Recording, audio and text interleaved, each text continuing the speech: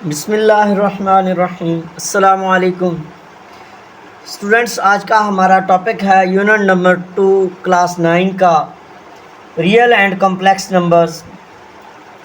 इसमें सबसे पहला कॉन्सेप्ट है हमारा नेचुरल नंबर्स का। तो हमारी जो काउंटिंग है, जिसमें हमारी 1 से लेकर ऑनवर्ड्स जितनी भी हमारी काउंटिंग है 1 2 3 4 5 6 7 8 9 10 11 12 इस तरह सो ऑन, जो भी हमारी काउंटिंग है जो कि हम नॉर्मली अपनी प्रैक्टिकल लाइफ में यूज़ करते हैं काउंटिंग के लिए ऑब्जेक्ट्स को, ये हमारे नेचुरल नंबर्स के होते हैं। और इन नेचुरल नंबर्स को अगर हम मिडल ब्रैकेट्स के अंदर लिख दें उसी तरतीब से 1 2 3 4 एंड डॉट्स सो ऑन आगे ये जो चल रहे हैं, इसका मतलब ये है कि हमारी काउंटिंग जो है ये लामहदूद है, इन्फिनिट है। तो और इसको हम डिनोट कर दें n से, तो ये हमारा नेचुरल नंबर का सेट बन जाता है। ये हमारे नेचुरल नंबर्स हैं और ये हमारा नेचुरल नंबर्स का सेट है। उसके बाद हमारे आ जाते हैं होल नंबर्स। तो होल नंबर्स में और नेचुरल नंबर्स में सिर्फ इतना फ़र्क है कि नेचुरल नंबर में हमारा ज़ीरो जो है वो इंक्लूड नहीं होता, जबकि होल नंबर जो है ये हमारा ज़ीरो से स्टार्ट होता है और इसको हम W से डिनोट करते हैं। और ये 0 1 2 3 4 5 6 एंड सो ऑन, ज़ीरो के साथ हमारे तमाम नेचुरल नंबर्स जो हैं वो इसके साथ इंक्लूड होते हैं, तो ये हमारे होल नंबर बन जाते हैं और इसका सेट जो है वो W से डिनोट होता है। अब हमारी थर्ड टर्म जो है वो है इंटीजर्स। तो इंटीजर्स जो हैं स्टूडेंट्स हमारे यही जो नेचुरल नंबर हैं या होल नंबर हैं। होल नंबर में जो हमारा ज़ीरो होता है, ज़ीरो के साथ स्टूडेंट्स ना तो पॉजिटिव आती है ना ही नेगेटिव आती है, लेकिन बाकी हमारे जो ज़ीरो के अलावा बाकी नेचुरल नंबर्स हैं ये सारे के सारे, इनको अगर हम पॉजिटिव और नेगेटिव साइन के साथ लिखें तो ये हमारे इंटीजर्स बन जाते हैं। जैसे हमारा 1 पॉजिटिव का और 1 नेगेटिव का, तो ये हमारे दोनों इंटीजर्स हैं। पॉजिटिव का 1 अलहदा इंटीजर है और नेगेटिव का 1 अलहदा इंटीजर है। तो इस तरह हमारे होल नंबर्स उसके साथ यानी ज़ीरो हम दरमियान में लिखेंगे और हमारे राइट साइड पे जो है ये पॉजिटिव के होल नंबर जो हैं ये लिखे जाते हैं और हमारे लेफ़्ट साइड पे जो है नेगेटिव के होल नंबर जो हैं वो लिखे जाते हैं। और जो इंटीजर्स का सेट होता है उसको हम Z से डिनोट करते हैं और ब्रैकेट्स के अंदर लिख देते हैं, तो ये हमारा इंटीजर्स का सेट बन जाता है। इसके बाद हमारी नेक्स्ट टर्म जो है वो सेट ऑफ रियल नंबर्स है। तो रियल नंबर्स जो हैं उसको देखने से पहले हम ये देखेंगे कि हमारे नंबर्स जो हैं उनको हम फ्रैक्शन की सूरत में लिख सकते हैं। फ्रैक्शन का मतलब ये है कि हम नंबर्स को बटे की सूरत में लिख सकते हैं। रेशनल नंबर्स स्टूडेंट्स हमारे वो तमाम नंबर्स हैं जिनको हम सिंप्लीफाई कर सकते हैं, P/Q की शक्ल में लिख सकते हैं। इसकी एग्जांपल मैं अगर आपको दूं तो हमारा जैसे 4 है, तो 4 जो है इसको हम 2 पे डिवाइड कर सकते हैं, तो इसको हम 4/2 करेंगे तो ये हमारा 2 पे डिवाइड हो सकता है। तो इसी तरह हमारा 6 है वो 3 पे डिवाइड हो सकता है, हमारा 8 है वो 2 पे डिवाइड हो सकता है। यानी हमारे वो तमाम रियल नंबर्स जो किसी दूसरे डिजिट पे डिवाइड हो, सिंप्लीफाई हो जाएं, यानी मुख्तसर शक्ल में आ सकें, उनको हम रेशनल नंबर कहते हैं। तो इनकी डिफाइंस ये बनती है, all the numbers of the form P/Q, यानी एक का हमारी जो ऊपर वाली रकम है इसको हम P कहेंगे और जो हमारी नीचे वाली रकम है ये हमारा डिवाइज़र है और ये हमारा डिविडेंड है। तो डिविडेंड और डिवाइज़र जो हैं ये दोनों हमारे जो हैं नेचुरल नंबर होंगे, इंटीजर्स होंगे, ये पॉजिटिव भी हो सकते हैं और नेगेटिव भी हो सकते हैं, होल इंटीजर होते हैं ये। और ये स्टूडेंट्स याद रखें, ये जो हमारी नीचे वाला डिवाइज़र होता है ये कभी भी ज़ीरो नहीं हो सकता। यानी हम 4/0 इसको नहीं लिख सकते, क्योंकि ज़ीरो जो है वो डिवाइज़र कभी भी नहीं हो सकता। वो किसी भी हमारे इंटीजर को, हमारे होल नंबर को, हमारे डिजिट को डिवाइड नहीं कर सकता। 0/4 तो हम लिख सकते हैं कि ज़ीरो जो है ये ख़ुद डिवाइड हो जाएगा 4 पे, लेकिन ज़ीरो जो है ये किसी भी दूसरे डिजिट को डिवाइड नहीं कर सकता। P q r integers and q is not zero are called rational numbers. और इनका जो हमारा सेट बनेगा, the set of rational number is denoted by q. तो इसको हम लिखेंगे क्यू इज़ इक्वल टू, ये हमारी मिडल ब्रैकेट्स हैं, तो पी ओवर क्यू है, वेयर एज, ये जो हम लाइन लगाते हैं इसको हम कहते हैं whereas p q belongs to G, यानी ये हमारे इंटीजर्स हो सकते हैं।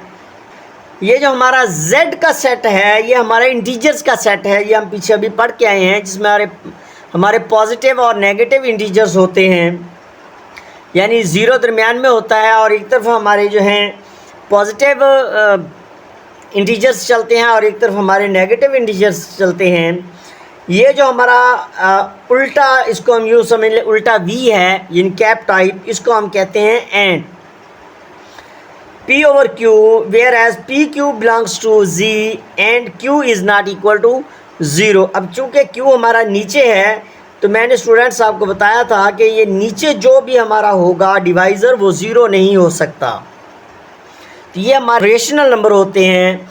यानी रेशनल नंबर आप यूँ समझ लें कि rational number are those which can not be simplified, यानी वो आदाद जो किसी भी दूसरे अदद पे डिवाइड ना हो सकें, जैसे डिवाइड हो जाएं, उनको हम रेशनल नंबर कहते हैं।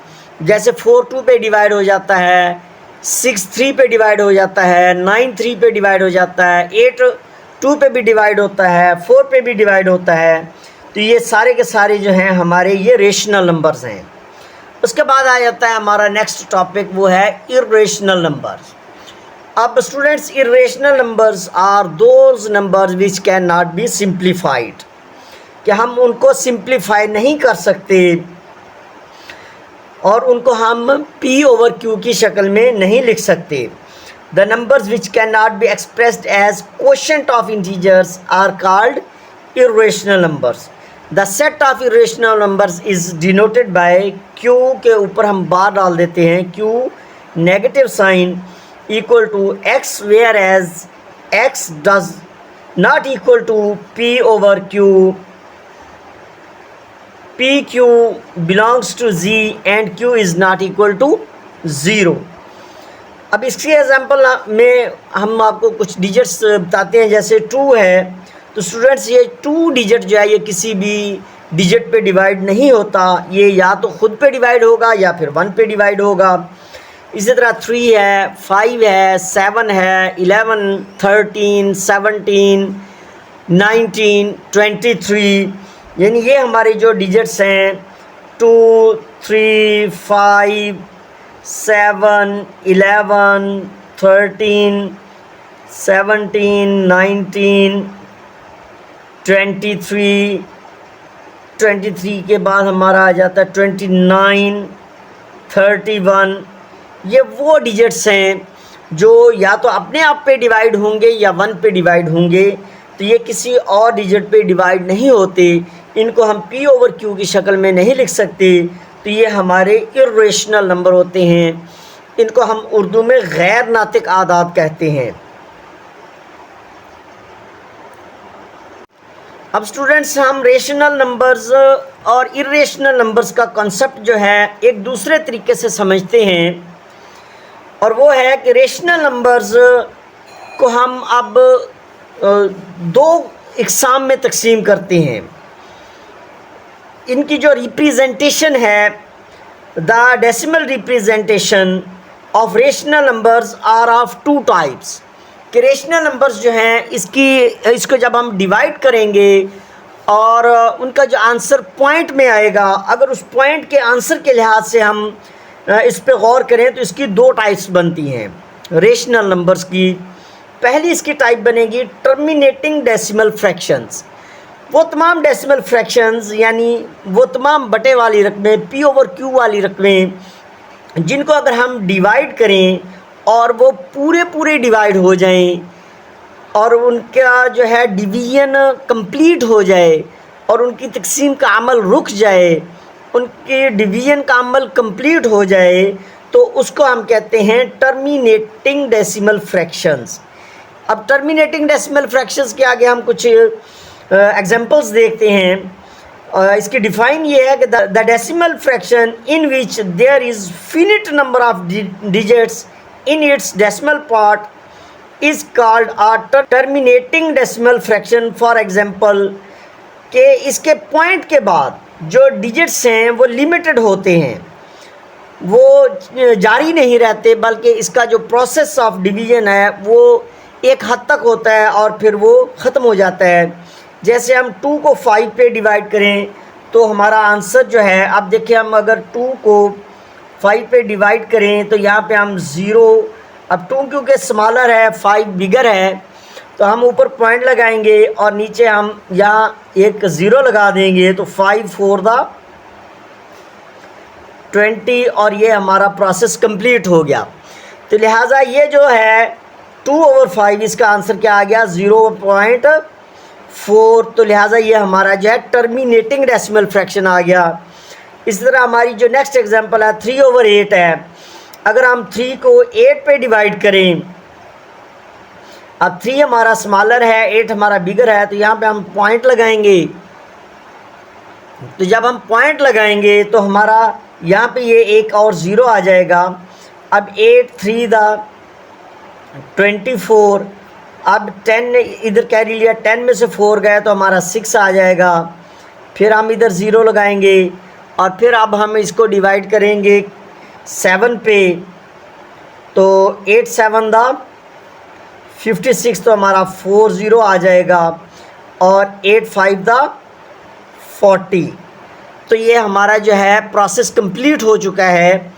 तो लिहाजा ऐसे तमाम फ्रैक्शंस जो हैं ये हमारे टर्मिनेटिंग डेसिमल फ्रैक्शंस होते हैं। तो ये हमारे रेशनल नंबर्स होते हैं जो टर्मिनेटिंग डेसिमल फ्रैक्शंस हैं। अब इसकी दूसरी काइंड जो है वो recurring and non terminating decimal fractions है। अब दूसरी इसकी टाइप में आप देखें तो उसमें स्टूडेंट्स हमारा ये जो प्रोसेस ऑफ डिवीज़न है ये जारी रहता है, ये कंप्लीट नहीं होता, लेकिन उसमें ये है कि हमारे जो डिजिट्स हैं पॉइंट के बाद वो बार बार रिपीट होते हैं। जैसे हमने अगर 2 को 9 पे डिवाइड करेंगे तो हमारा आंसर ये 0.2222 सो ऑन, ऐसे ये हमारा आंसर जो कंटिन्यू रहता है। तो लिहाजा ये हमारा जो ऐसा आंसर जिसमें हमारा डिजिट जो है या ग्रुप ऑफ डिजिट्स है, जैसे यहाँ पे तो डिजिट 2 है, ये बार बार रिपीट हो रहा है, लेकिन अगर हम इसको डिवाइड करें 4/11 है, जब हम 4 को 11 पे डिवाइड करेंगे तो जो हमारा आंसर है उसमें 0.3636। अब ये देखिए इसमें ये जो 2 डिजिट्स का ग्रुप है ये बार बार रिपीट हो रहा है। तो लिहाजा ये जो हमारा है ये हमारा एक तो रेकरिंग है कि इसमें डिजिट्स हमारे बार बार रिपीट हो रहे हैं, और दूसरा ये है कि ये नॉन टर्मिनेटिंग है कि इसका जो डिवीज़न का अमल जो है वो कंप्लीट नहीं हो रहा और कंटिन्यू है। तो लिहाजा ये हमारी 2 काइंड्स हैं रैशनल नंबर्स में, एक हमारी है टर्मिनेटिंग डेसिमल फ्रैक्शन और दूसरी हमारी है recurring and non terminating decimal fractions. अगर हम फ्रैक्शन में बात करें इर्रेशनल नंबर्स की, तो इर्रेशनल नंबर्स में हमारे जो डेसिमल में नंबर्स होते हैं स्टूडेंट्स याद रखें, उनमें पॉइंट के बाद जो हमारे डिजिट्स आते हैं, एक तो ये है कि ये प्रोसेस भी इनकम्प्लीट होता है, ये कंटिन्यू होता है, और पॉइंट के बाद जितने भी डिजिट आएंगे वो सारे के सारे रिपीट कभी भी नहीं होंगे। हर स्टेप में जो डिवीजन का हर स्टेप है उसमें हर डिजिट जो है वो चेंज होगा। जैसे √2 का आंसर अगर हम निकालें तो ये 1.4142135। अब आप गौर करें तो हर स्टेप में जो डिजिट है वो चेंज आ रहा है। इसी तरह हमने ये p की वैल्यू ली है एक 3.141592654। इसमें भी आप देखें तो हर डिजिट जो है वो डेसिमल के बाद, पॉइंट के बाद जो है वो सेम नहीं है, रेकरिंग नहीं है, बल्कि हर डिजिट जो है वो चेंज हो रहा है हर स्टेप में। तो हमारी इसी तरह ई की वैल्यू जो होती है ये, तो इस तरह के तमाम डेसिमल डिजिट्स जो हैं वो हमारे सारे के सारे इर्रेशनल नंबर होते हैं। यानी कि इर्रेशनल नंबर्स में हमारे डेसिमल के बाद जो डिजिट्स हैं एक तो वो सेम कभी भी नहीं होंगे, यानी रेकरिंग नहीं होंगे, और ये कंटिन्यू प्रोसेस रहेगा। ये प्रोसेस कभी भी डिवीजन का कंप्लीट नहीं होता।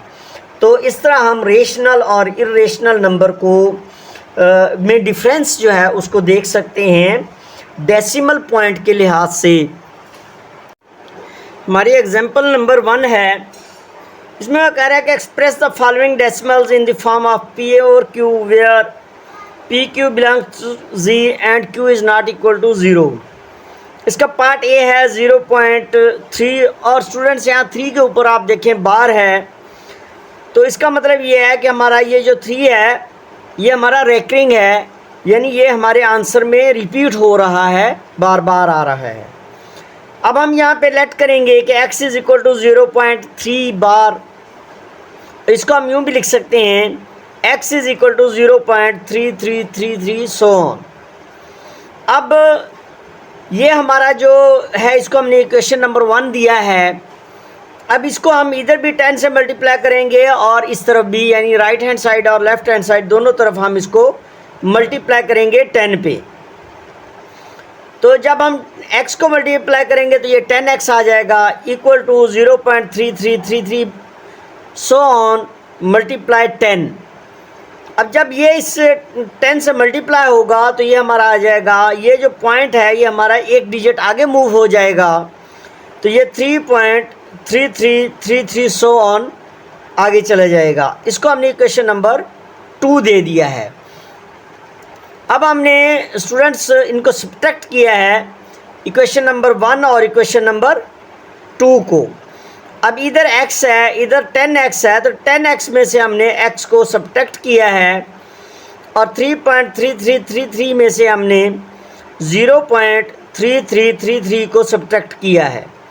तो ये सब्ट्रैक्शन इस तरह होगी, ये हम ऊपर रखेंगे और ये हम उसके नीचे रखेंगे, तो ये आपस में सारे सब्ट्रैक्ट होके 0 हो जाएंगे और यहाँ 3 में से जब 0 सब्ट्रैक्ट होगा तो हमारा 3 आ जाएगा। तो 10 में से इधर x का कोफिशिएंट स्टूडेंट्स 1 है, तो 10 में से 1 जाएगा तो हमारा 9x आ जाएगा। तो 9x हमारा इक्वल टू, ये 0 ख़त्म हो जाएंगे तो 3 के हो जाएगा।